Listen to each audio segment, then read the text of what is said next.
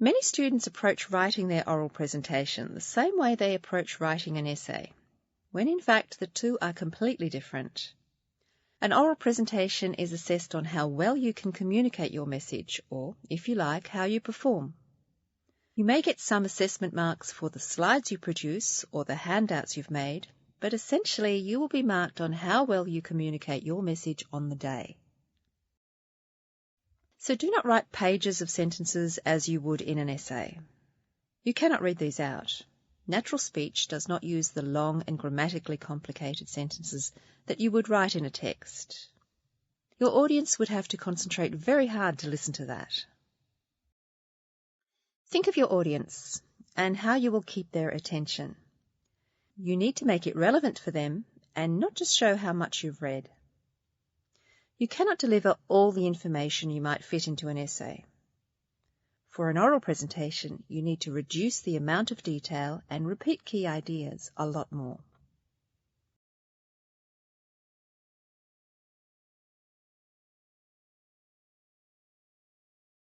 What helps a lot is to have a key idea or message that you want your audience to remember.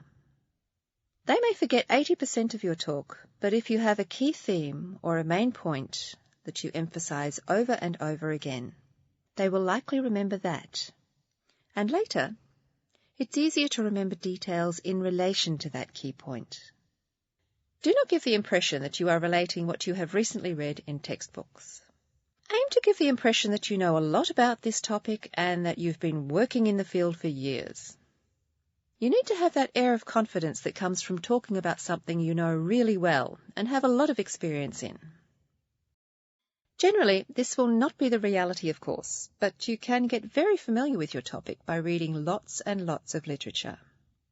5 minutes of effective speaking does not mean that you have only gathered 5 minutes of information. As mentioned, you need to talk to your audience in a relaxed and natural, but still professional manner. You still want to keep on track, so dot points on cards instead of, or in addition to, your PowerPoint can be quite useful.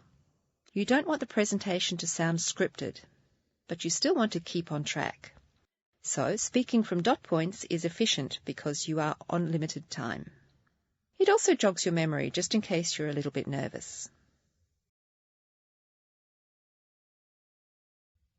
Whether you use cards or the screen, remember to look up and look at your audience. This is very important if you really want to communicate with them. You need to relax because when you are nervous, you tend to rush onwards. Breathe deeply. Stop to think for a moment. A moment may seem a long time to you, but to your audience it is not noticeable. It's also very helpful to indicate when a new topic is being moved into. The audience do not have the visual cues of a new paragraph as you do when you're reading.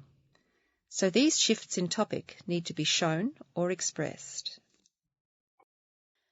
A fresh PowerPoint slide indicates a shift in topic, but sometimes it's hard to know when a speaker has moved on to a new point within that slide. You can do this with words like secondly, or on the other hand, or let us consider a further example. You might emphasize a new point by moving to a different spot on the stage, or changing the quality of your voice, or just pausing for 5 to 10 seconds. Finally, if English is not your first language, this is not such a big issue as you think it is. If English is a language that you have acquired later in your life, or later in childhood, you may always have some accent. You may make small grammatical errors in your spoken English, actually we all do, and these features will not change very much in the time you have before your talk. The important thing is that these non-native features of your language do not interfere with the meaning of the message you are trying to communicate. Saying that, however, if you do have a strong or unusual accent, it may be wise to practice in front of a native speaker and make sure that they can understand your terminology and what you are trying to say. Explaining things in a new language is incredibly difficult, so a few practice runs will be much better than getting stuck for words on the day. You'll probably need to rehearse many, many times. However, native speakers also need to practice because presenting is a skill and you only get better at doing it over and over again. In the next chapter, we will be looking at part 3 of oral presentations, thinking about the content.